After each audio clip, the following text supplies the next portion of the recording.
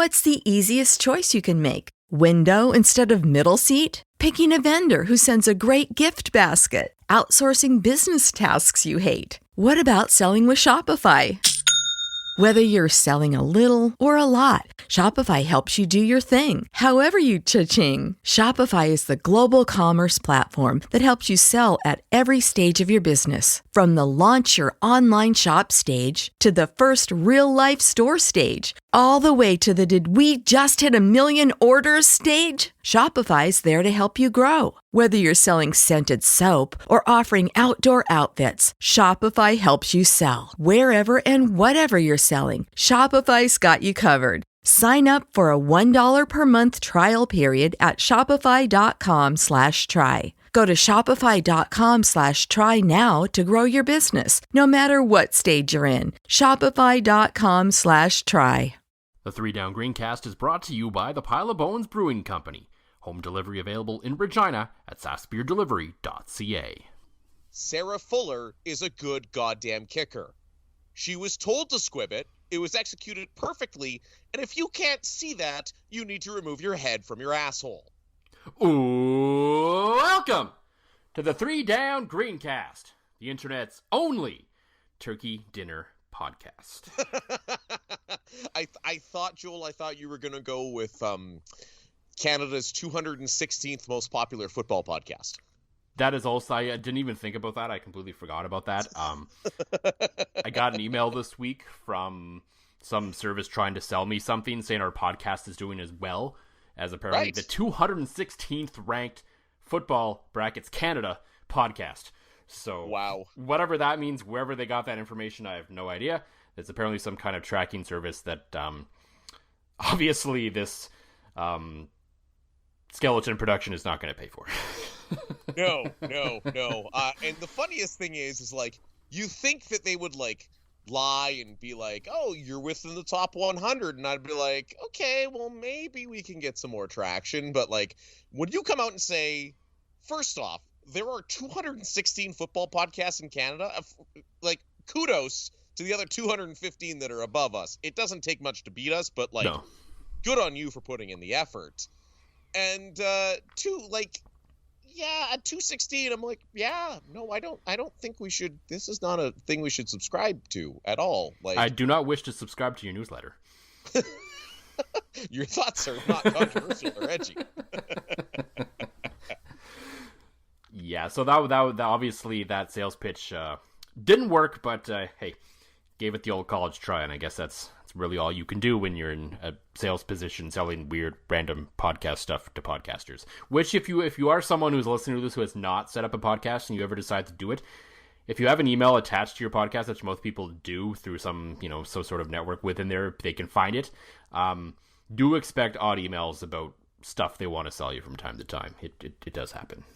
I'm almost sad. This is the first one you've shared with me. None of them have really been that interesting before. Like, nothing's ever really given me any kind of information or any kind of value at all. It's just like some random service that they're just cold calling you basically to try to get you to buy. In this case, this guy had some ranking that I cannot either confirm or deny is the actual truth, that we are apparently the 216th most popular football podcast in Canada. So, you know what though?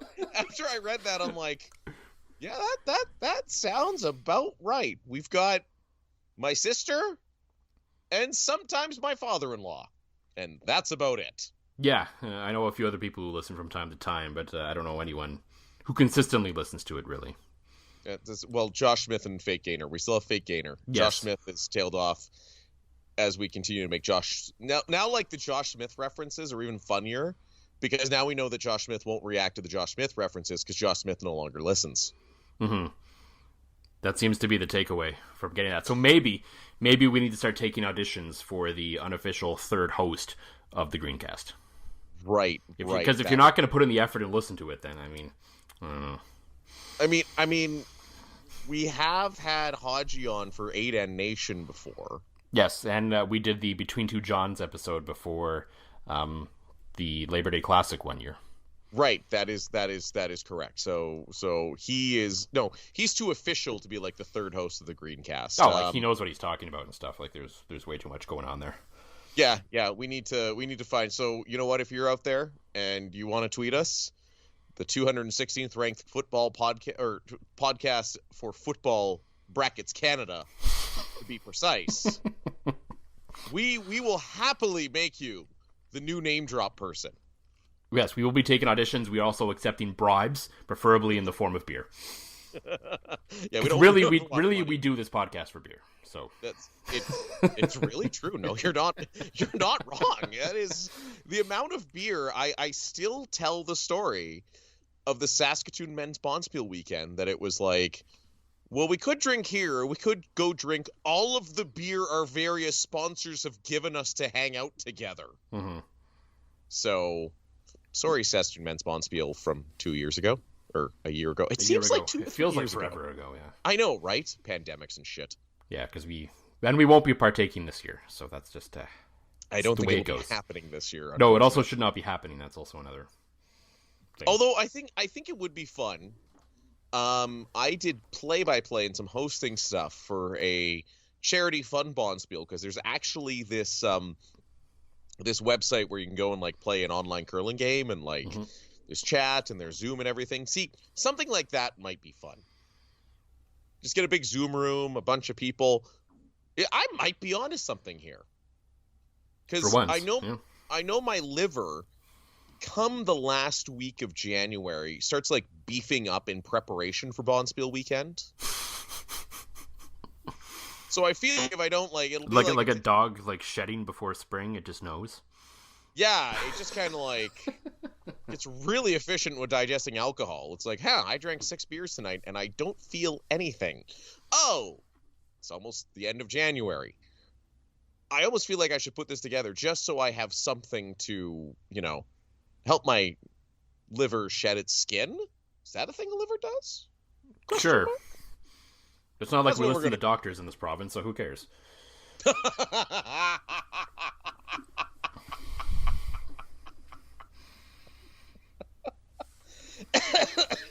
Sorry, don't worry. Not dying of COVID, still recovering from tonsil stone. Yeah. You can Google what that is. I don't think we should go into length onto. No, we don't have to go through that. I explained your condition to my wife the other day, and she was like, "You probably didn't have to tell me that." I was like, "Oh, okay." I'm like, it could have been a lot worse. I'm like, there's far more things to be afflicted by that are grosser than this, but anyway. Yeah. No, even telling you, I was like, wait, because you and I are both very trying not to catch the Rona. And I feel like I had to tell you because I'm like, if I don't tell you, you might silently judge me that I go to work the next day. Because if I say, hey man, my voice is gone, I'm not feeling so hot, and I just leave it at that, and then I go to work, you'll be like, whoa, this is off-brand for you. I'm like, I should tell Joel what happened. That I was desperately stabbing at my tonsils with a Q-tip to make my breath not stink. And it affected my voice to a degree. Still a little out of commission, but good enough that I can get angry tonight. Absolutely. And we will in a little bit because we're going to talk about the CFL, the report from our man, Justin Dunk, about them apparently trying to work together and collude to make sure the players don't get paid as much this year. And CFL, Grey Cup Unite Week, and all that in general. We also put out a call for questions, and because we're only the 216th ranked podcast in Canada for football, we got a few we're going to answer, and we're going to answer one right off the bat. Like, a lot of shows do a mailbag where they do a bunch of questions at the beginning or the end, or there's some shows that do one question an episode, that sort of thing. Right. We're just kind of going to sprinkle these answers throughout the episode. I believe in the industry it's called a tease to keep you listening, so if your question hasn't been answered yet, just make sure you listen all the way to the end, and then we might answer it. But I'm not going to guarantee anything. 2:15. Yeah, we also may forget, because I know a number of times on this podcast I've teased something we're going to talk about, and then we never do. So. That's fair. We kind of go on tangents. It's what we're known for. So the question came from a friend of the show, acquaintance of the show. I call him friend of the show. Ferland's a friend of the show. Ferland, yes. He was wondering about Christmas meal tips. Mm-hmm. Because, of course, American Thanksgiving just came and went, which led us to see all of their delicious food as usual, especially from Belton Johnson, former rider member of the Green Zone right now, and everything he does in the food world down here as sort of a home foodie is always just mouth-wateringly good. So it always made me think about it, and I will say, in honor of American Thanksgiving on Thursday, I ate way too much as well. It was just pasta, but I did eat way too much. So I felt like I'd eaten a Thanksgiving meal, but it was just pasta. I did that on Saturday as well. Ordered from local Saskatoon legend Chianti's. Got a little takeout from there, and way too much pasta. But Ferlin was asking something about what to make for his Christmas dinner. Mm-hmm. Was that the line? Yeah, something like that. We're into that season now, so people are starting to wonder. John and I do cook around a little bit, and of course we like to talk about brews and beers and drinks and what that goes with, right? Right, exactly. So that's why I had the idea, especially while, you're down to your unit of 5 this Christmas. You're probably going to want to do something a little bit smaller. So what I was thinking, Ferlin, you go ahead and do like a smaller meal, but you pair it with local brews, right? Or you get what I call the Franken turkey as well. Have you had a Franken turkey, Joel? It's one of those it's like a log. And you slice into the log and it's all processed to hell, but it's white meat on the outside and dark meat on the inside. No, it sounds horrible. It's actually sneaky good. And you know what something like a salty, savory Franken turkey would pair well with to break up the flavors a little bit? A Pile of Bones White IPA. Mm-hmm. So to me, you get your 5 people over. Maybe you get another family over the Zoom or the Skype or however you want to do it. And you do a little pairing. I feel like if you want something that is you want peak Saskatchewan, you start with a pierogi appetizer, do up some nice pierogies, some onions, some butter, and you pair it with a Rebellion lentil beer. Mm-hmm. Right? Can you get more Saskatchewan than that? Absolutely not, no. Absolutely not. Only if you polish it off with a Vico. That's the only way you could do it. So, which you could kind of right now with the Armory Vico Cinnamon Vico Stout, if you can find it. I feel like that would be like a dessert beer. Yes, I'm just saying but it's kind of Vico. It is something. You could have a Vico, right? So, if you wanted cranberries, I think cranberries are overrated. I don't like them, but I do love the Pile of Bones Cran Kettle Sour, as Joel can vouch from the night before his wedding when I drank as many of them as I could put in my face. Yes. Very delicious beer, but not... You shouldn't... If you find any in stores right now, it's probably pretty old and you probably shouldn't buy it. I'm just going to say it. but that's fair. But in a perfect world, you throw a little bit of that in there. You got your Rebellion lentil, you got your Pile of Bones to go against the hybrid Franken turkey that may or may not be a genetic mutation. You go against that. And for dessert, because I know myself when I have a big meal, this happened to me on Saturday. You're sitting there, you're drinking some beers. What was I drinking on Saturday? I think it was Rebellion lentil. Lacey's trying to cut down the amount of gluten she's having, so we had some lentil beer. And by the time I was done the pasta, I'm like, I am way too full. I have hit the point where I cannot consume more beer. So that's when you just go, you mix yourself a nice little vodka and lemon. It's nice and refreshing. It's light with some Lucky Bastard vodka, because I'm going to put that in my face hole right now. So there you go, Ferlin. You just make yourself some pierogies and some Frankenstein turkey. That's all you need, bud. Because I can tell you, by the time you've had your first beer and your second beer, if you can find it, and then your third beer, nobody's going to care that you really didn't provide that much food. But is there anything better than pierogies and turkey? I don't think so. Saskatchewan, as an Ontario kid, that's a thing you do right. Or if you really want to step it up, I don't know if you saw on Twitter, during, of course, Grey Cup Unite, Trav, this 2 and Out podcast. Travis posting his... those who don't know. Exactly. But I mean, he's got to be in the top 100 at least of he's got to be in at least the top 215 of podcasts, right? So yeah. I'd put him and Ty at least at 213, right? Yeah, they put some work into that thing. He makes a pierogi poutine. Oh yeah, I've seen those around.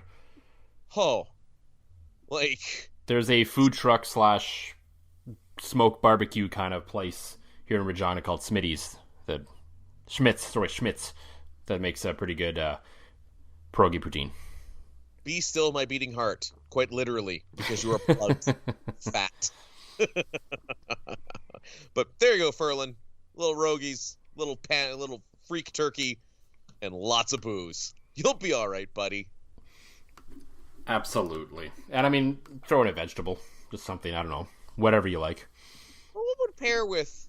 I feel like you do the brown sugar carrots, like you cook up some carrots with butter and brown sugar, give them that sweet taste, or a sweet potato. I feel like that would go really well with an amber or a red. Yeah, I mean, everything probably goes well with it, but I'm not, for as much as I know about some things, I'm not really a pairings expert, to be perfectly honest. I kind of got into it. I've kind of now started to pair my alcohol with what I'm eating. They actually went to this. I think, okay, business idea for somebody once the pandemic's over. Business idea for somebody that's not me, because I'd have no way to pull it off. I went to this. They do this thing here in Saskatoon at on the university. I forget. Boffins. Thank you. Myself. I was like, who are you talking to? Well, I'm watching the Monday Nighters, so maybe I'm talking to Carson Wentz. You go to Boffins, and they do this thing where they pair like 5 dishes with 5 things of wine. I'm not a wine guy. It all tasted great. It was fantastic. So somebody could do that. Like, I feel like there's an opportunity there, especially with our sponsors, Pile of Bones. Oh, it's happened. It's happened. I don't know what they do up in Saskatoon, but I know that at least Avenue, which is part of the Aiden Group, has done beer dinners with both Rebellion and Pile of Bones. Seen some other ones around at different places as well too. So. But in fairness, we also have you guys in Regina have like several very good beer places. Mm-hmm. We have a couple. 9 Mile being one of them. Got to give our shout out to the boys at 9 Mile. Absolutely. Just waiting for your transition there. Oh yeah, I didn't. I thought maybe you were going to add to that, but. Oh no! I was just drinking my vodka. I'm like, okay, we've talked about enough about food. I thought we could move on to the meat and potatoes of the episode. I did it! Ba-dum-bum-bum. And that's the kind of thing that'll get us up to 215th. Let's that go! Kind of 215! Banter. Or maybe even before we 214. Maybe. Dream big, right? Dream big. Set the goal's high. Absolutely. So before we get into all of that, of course, as usual, John, I think you probably basically already said it. What's in the glass this week? Can't go wrong, especially this time of the year. I have switched to a Lucky Bastard vodka. Now I just I wish you could get lemons from Saskatchewan, because I wish this drink was more local. You could find the Cyberpunk lemonade made by the Paperback Beverage Company. That would probably mix well with it. That absolutely would mix very well with vodka. I don't want to be shopping right now. Fair. So Lacey's become our designated shopper, so I will have to get her to get me some Cyberpunk lemonade. But in the meantime, it is simply a couple lemons with some Lucky Bastard, because I learned one thing. I tried a couple different vodkas in the week since we last recorded, and I like the taste of I like tasting my alcohol. Mm-hmm. And I needed a lot more lemons when it wasn't Lucky Bastard. Lucky Bastard is just, it's good, it's smooth, and again, they make hand sanitizer that doesn't make you want to throw up. I feel like that's got to be like something, because I know at work we use the Lucky Bastard hand sanitizer, and it doesn't smell like bad tequila. It actually comes in the vodka bottles and smells a bit like their vodka, so it makes me thirsty every day. It's probably not a great thing. That's fair. At least at work, it's probably not a great thing. It's one of those things to look forward to. You know, you're talking to that person that's just not listening to you and doesn't have patience or time for a car dealership, and you just go, you know what? My hands smell like what I'm going to drink in a couple hours. It's not a terrible thing. For me, I'm going with, it's funny we talked about it earlier, the beer of the Saskatoon Men's Bonspiel last year, the Cold Brew Americano Stout from, of course, the sponsor of this here fine program, the Pile of Bones Brewing Company. Just a nice dark roasty with the right hit of coffee. Coffee from Caliber Coffee right here in Regina. So it's local on local. And as Krista on Twitter pointed out, she asked, do you have it? When do you have it? Do you have it in the morning or the evening? And you know what? During a bond spill, Krista, you have both during both. Absolutely. A little coffee, little cold brew Americano stout to really make the fuzz from the night before go away. And when you're running out of energy because you've been drinking the whole day, you have both as well. It's good. And as a guy that doesn't normally like dark beers, I will say for a dark beer, I love it. Yeah, it's very, very smooth and very easy drinking. Oh, absolutely. Yeah, it doesn't have that that half bog water, half beer taste like Guinness. It's got flavor to it and good flavor. Absolutely. Just to throw out a little podcast business on the side here, I can also let you know the Pile of Bones Brewing Company, you can actually find, you should be able to start to find their beers across Western Canada from Manitoba to BC. So if your local store does not have the Pile of Bones Brewing Company, start begging them, start asking them to look into getting it, because it is available across the western provinces now. You should be able to find it in select locations at least. At least that's what I was told last time I was in there. Also, a lot of great new beers on the way as well, including the first one up is going to be a raspberry porter, which should be delicious.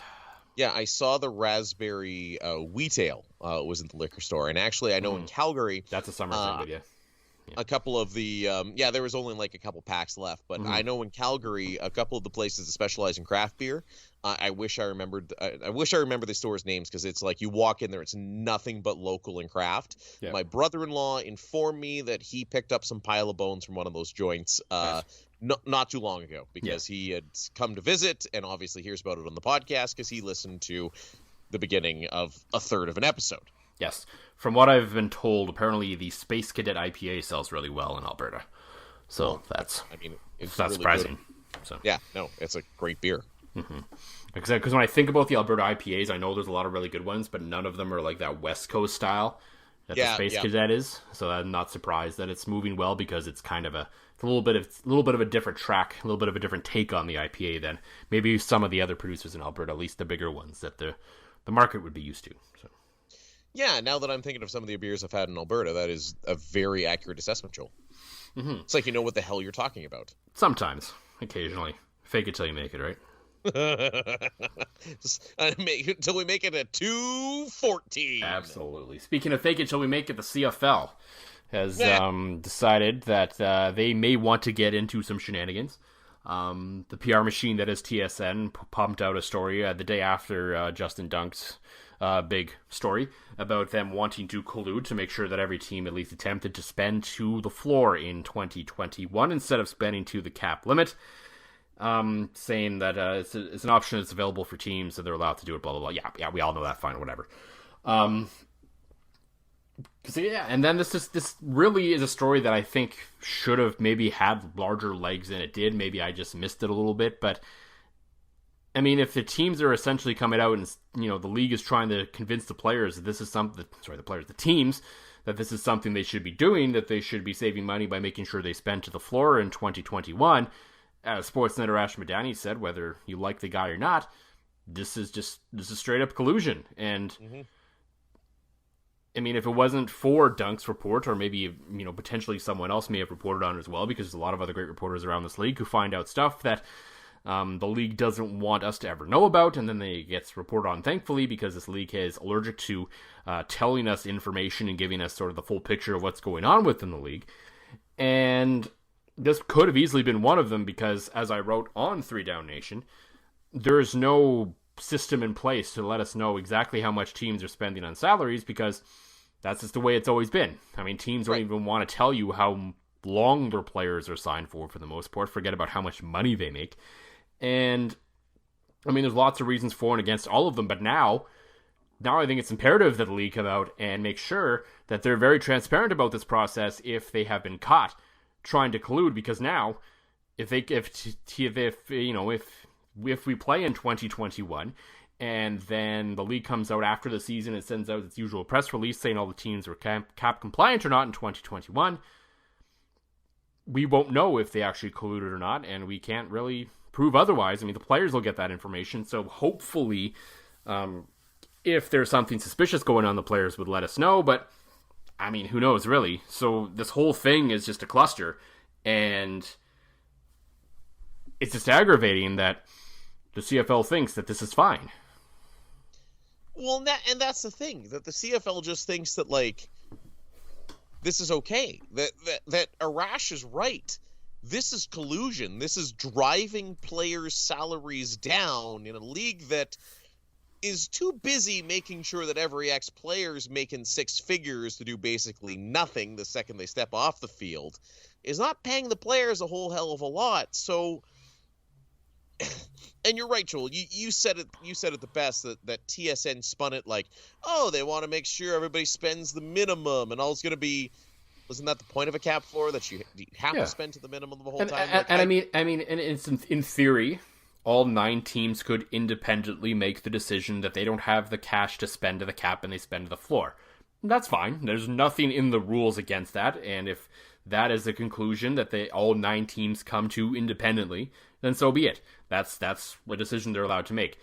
But when the idea is planted in their head from above, that's when I start to have a problem with it, and that's where we are right now. Well, that's exactly it. I mean, the league's looking at ways to save money in what is likely going to be we don't have a plan for the 2021 season.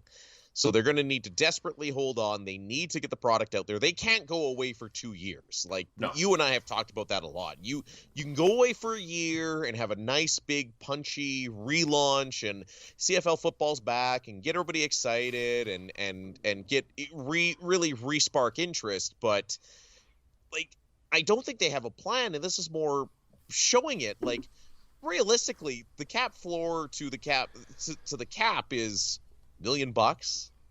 600,000, I believe, is the difference.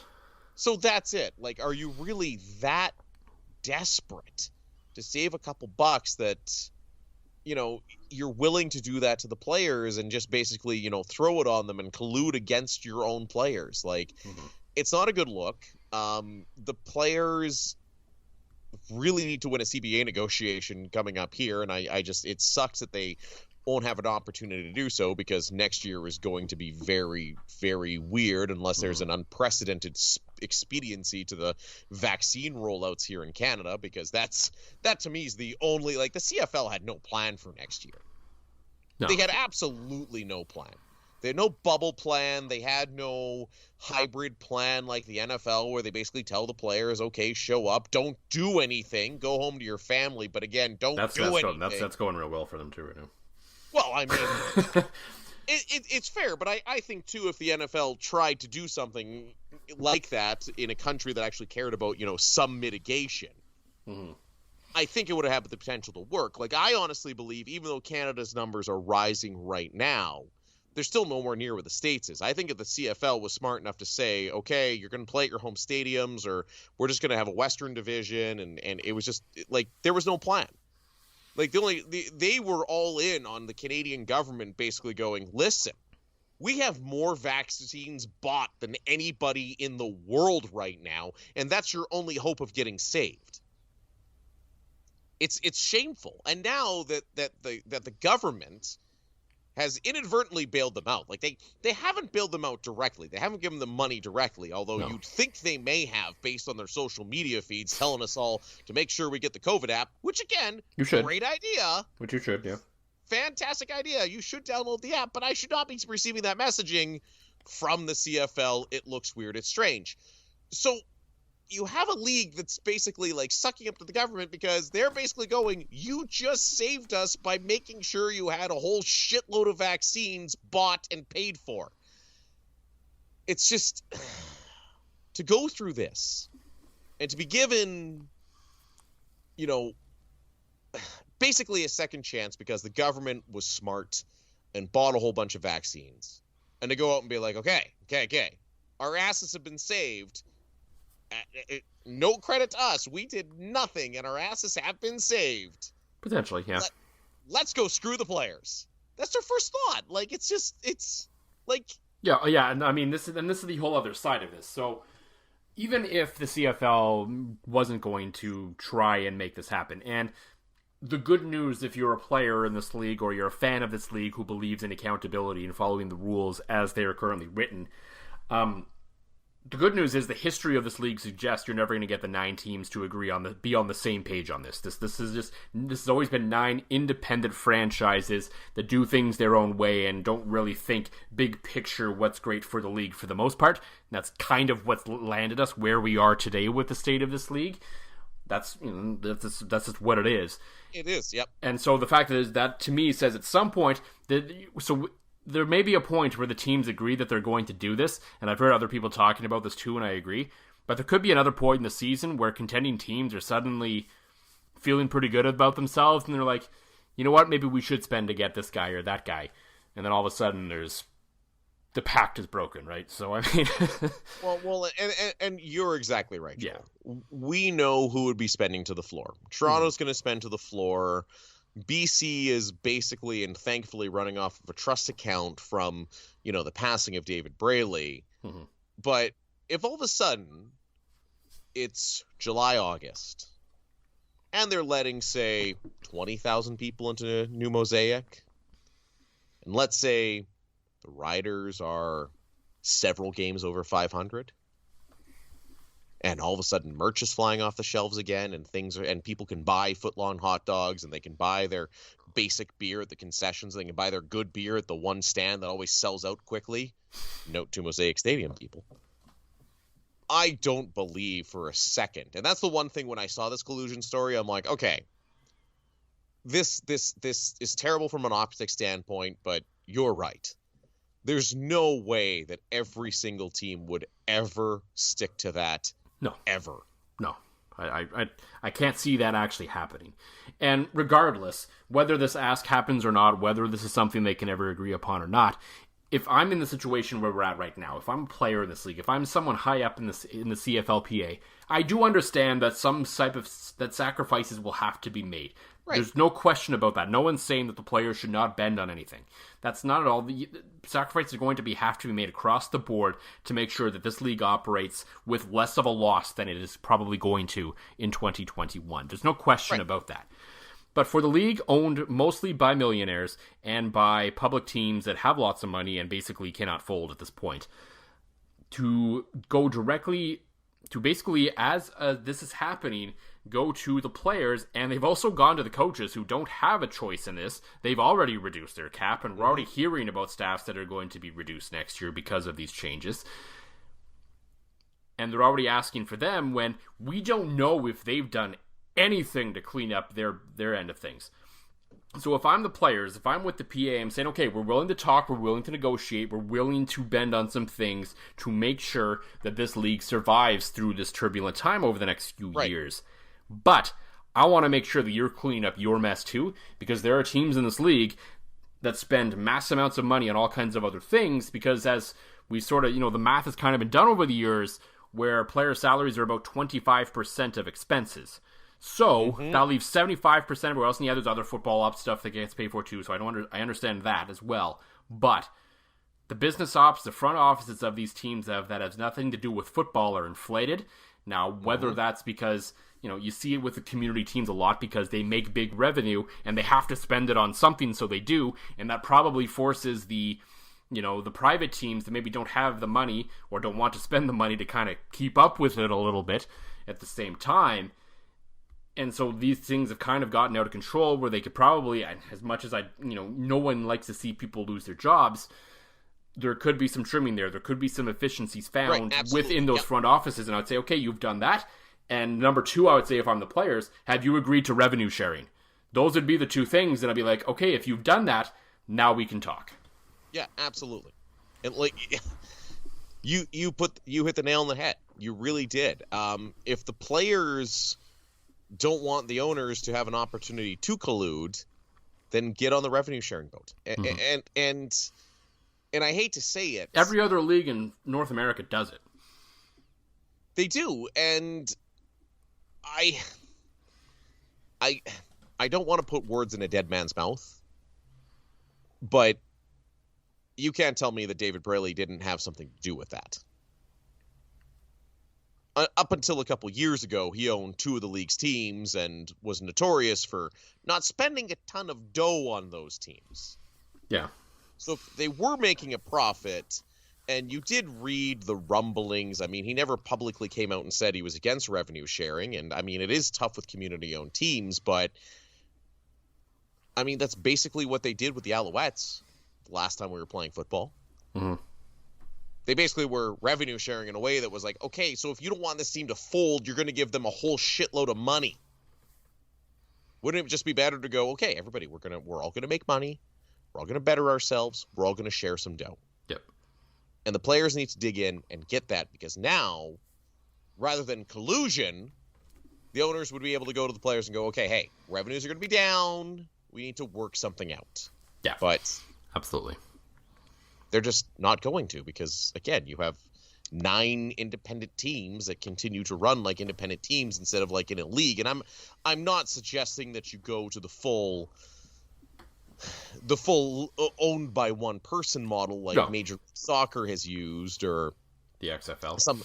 Exactly, but every other league seems to get along, and your piece on 3 Down, it does a really good point of talking about we need disclosure, and we need to know the salary cap numbers, and like, it's a shame that even teams like the NLL, I can easily find out what guys make per game. Yeah. And the CFL, you can't.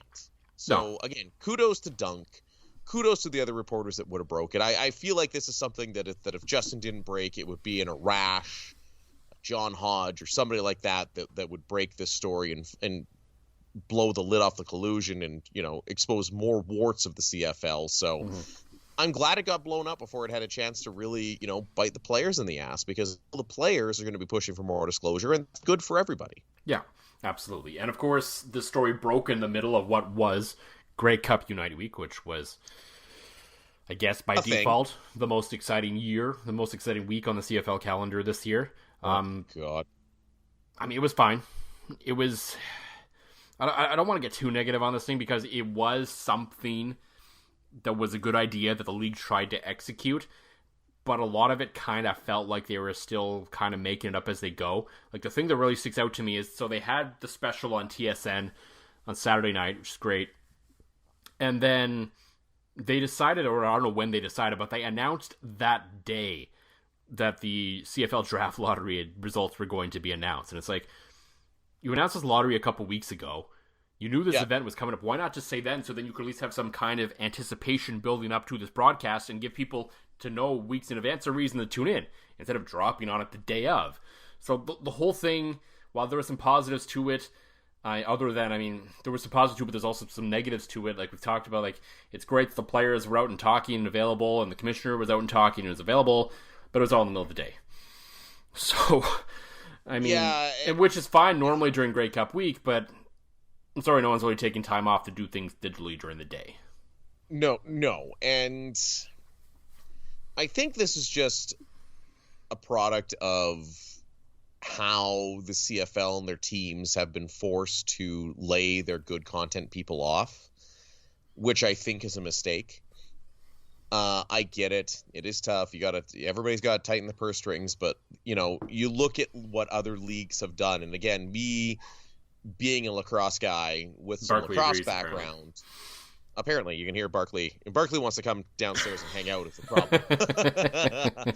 He hears me talking and hanging out in the basement. Normally he chills with me playing video games. So, the National Lacrosse League still has a social media presence. Mm-hmm. And I have told you some well, even some of the team, like the Bombers, put out that pretty good video of all the clips of The Office for their schedule. That was unreal. That's the thing. That's what happens when you don't lay off your entire content teams. Like, the Premier Lacrosse League still has content people. Meanwhile, you're watching the CFL put up dumb polls like, who was the best second-string Canadian wide receiver last year? Like, guys, people don't give a damn. Nobody wants a Twitter poll. People want stuff to talk about. Let's catch up on what guys are doing and how they're keeping their off seasons and hope for the next season. And that stuff was there, but maybe put it in a more accessible format. Well, that was it. It was like, oh, okay, so you can watch one player. It seemed like the teams that kind of have an idea, that kind of still have people, had put together like, okay, in conversation with these 3 or 4 guys run by the team, like, how on earth does the league not get together one night, like the Thursday night, which is traditionally your first night of boozing at the Grey Cup, and like put together something? But with all that, with the league trying, they tried something. The execution could have been better, I think, is the bottom line from it. And I mean, and hopefully we never have to do it again, quite frankly, because we'll go back to a normal Grey Cup week after this, hopefully. Exactly. And the people that worked on it, I just think that everybody's so short-staffed that there was nobody to work on what should have been a good idea. But where I want to give kudos, it seemed like these Grey Cup Unite events passed without any mention on my timeline. And my echo chamber is pretty CFL heavy. But the things that lit up my echo chamber were the things organized by the quote-unquote amateurs. You look at, the CFL's always had their Grey Cup tweet up. Mm-hmm. And they didn't do anything like that, which again, giant missed opportunity. Grey Cup tweet up via Zoom. So the BC Lions, Brian, and the Lions Den podcast held one. Yeah, he normally has like a fan gathering, I believe, on the Friday night, or maybe I think Friday night, Wednesday night, one of the nights before the weekend. He usually has he sets up his thing in a bar, and a bunch of fans go and hang out and have a good time. Exactly, which was cool, and I know Brian in the past has raised money. I'm drawing a blank if he did that again. Knowing Brian, they probably raised some money for charity. You looked at what the 2 and Out CFL podcast did. Travis and Ty. They had their annual live show, which is starting to become a Grey Cup thing. Mm-hmm. They had their annual live show virtually with a Timbit eating competition, and they raised a bunch of money for charity. So that was the one like that, and what Brian and the Lions Den did, and what the Spirit of Edmonton organizing committee did, and brought fans together. Like, I know Riderville did one too, but I honestly don't know how well attended it was. I didn't see anything, so I can't comment on that one. No, and I'm the same way. I didn't see a lot of, and like I have a lot of Rider fans on that I follow. I didn't see them mentioning it, but like and it's funny that the CFL wouldn't tap into that.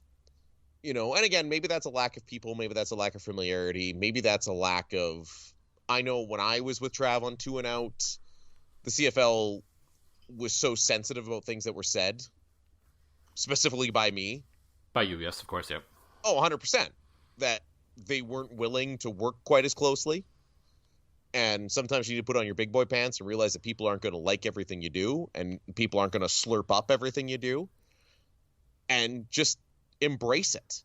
And to me, that's what they should have done, is rather than trying to run your own offshoot thing that nobody really cares about, why compete with the people that are doing good things, partner up with them, make it a thing. Again, I hope we never have to do this again, Joel, but who knows what next year's going to be, right? I mean, the federal government says we should mostly be vaccinated by September, which means we could potentially have a normal-ish Grey Cup week in Regina or in Hamilton. Yeah. But I like that they tried. I don't like that the fact that this could have been something really cool for a week, and they got rid of some of the wrong people in the front office at the wrong time, and it failed. Mm-hmm. It's like, I'm not mad. I'm like disappointed dad a little bit. I'm not mad. I'm just disappointed. Exactly. But at the same time, I'm so proud of what the Spirit of Edmonton and 2 and Out and the Lions Den and what these other people did to make it actually a pretty cool week. Mm-hmm. So I had that bit of FOMO. I was like, oh, I should have paid the $5 to do CFL, 2 and Out live. But, that's also like seeing your ex after losing 100 pounds and looking way hotter. So there's a degree of that with that. So yes. So before we go, we do have questions that need to be answered. All right. I'm here to answer those questions. So we're going to start with friend of the program, Fake Gator. Oh, huge friend of the program. Love him. He has 3 questions. Number 1.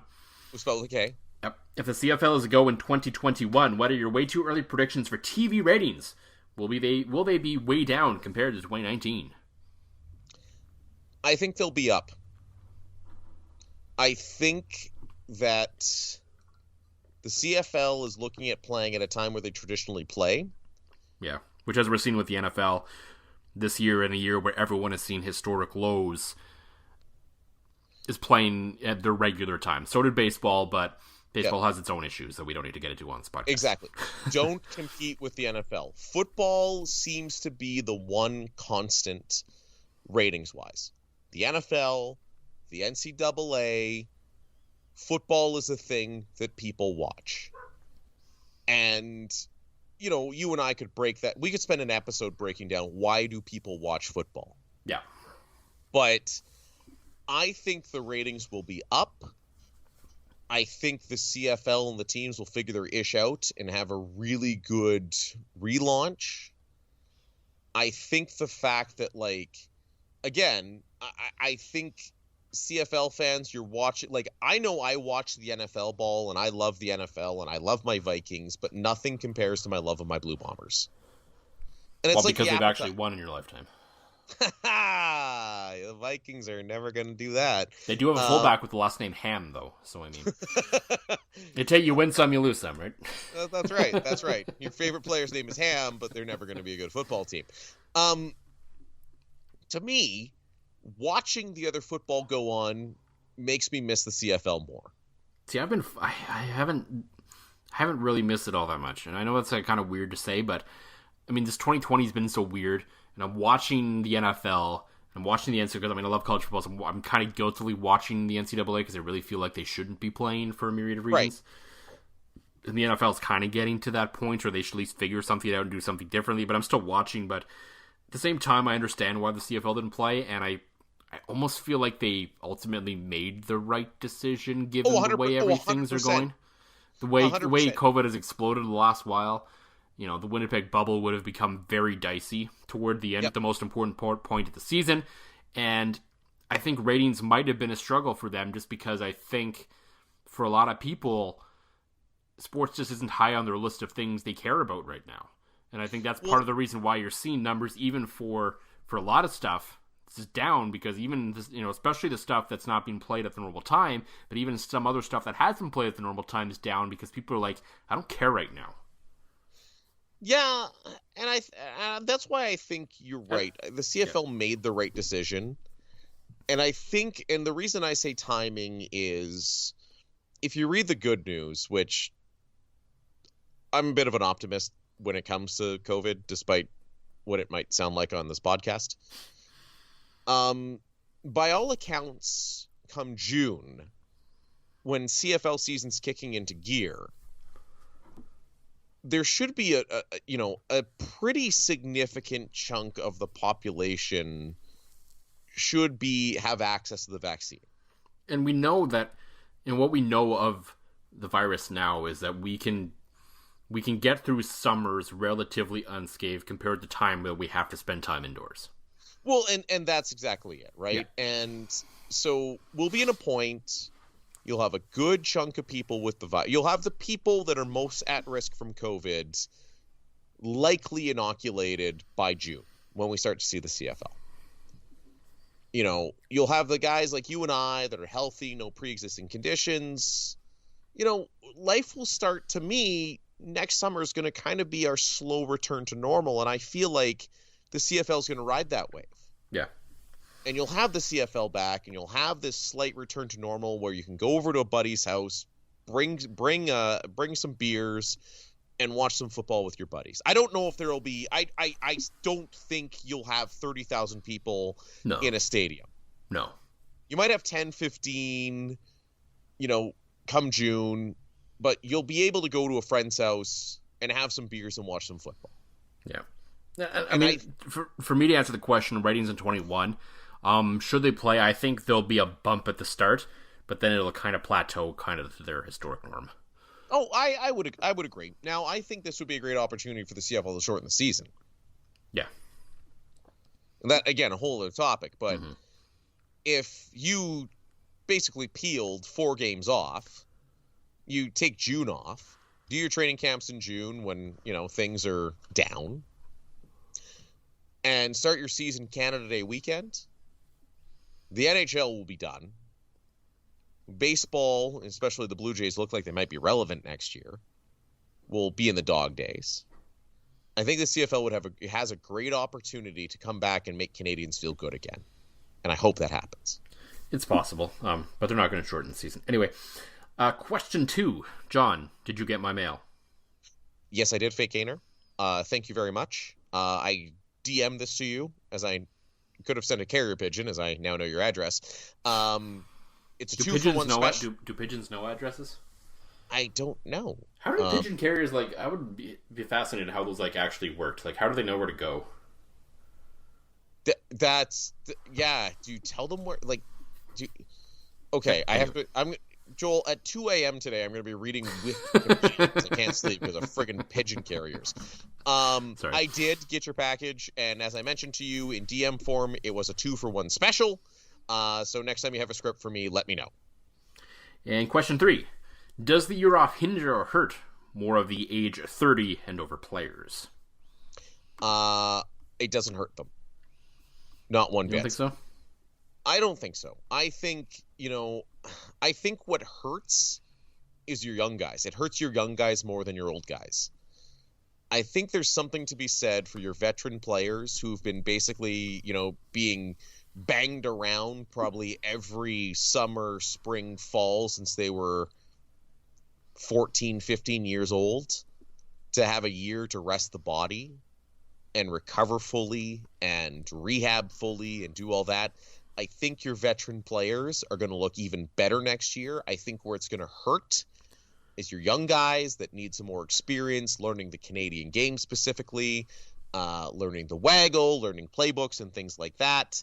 I think it will hurt those guys, but your veterans, I think you're going to see a boost in veteran production early next CFL season because you'll have a lot of guys that are healthier than they've ever been in decades. That's probably fair. I think we're going to probably see a drop-off of those guys in general. I think there's going to be some guys who decide they're just not going to come back. Keep their jobs as car and insurance salesmen. Yeah, yep. which I think is an entirely fair choice for them to make at this point. And yeah, that's the way. So the final question we actually got, we can tie it back to the start of the show a little bit. I don't know if we're going to be able to go through 5 of them because I don't know if I know that many, to be honest with you.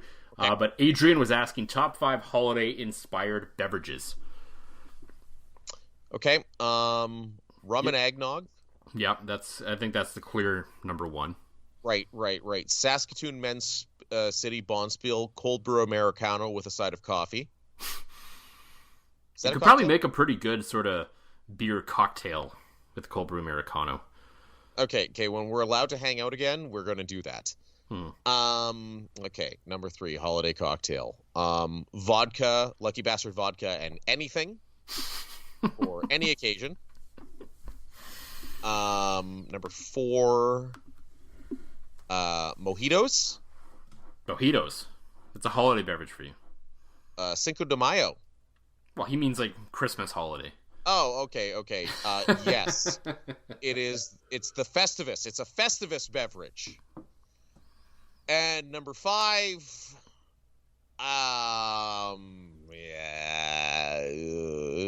margaritas for Cinco de Mayo.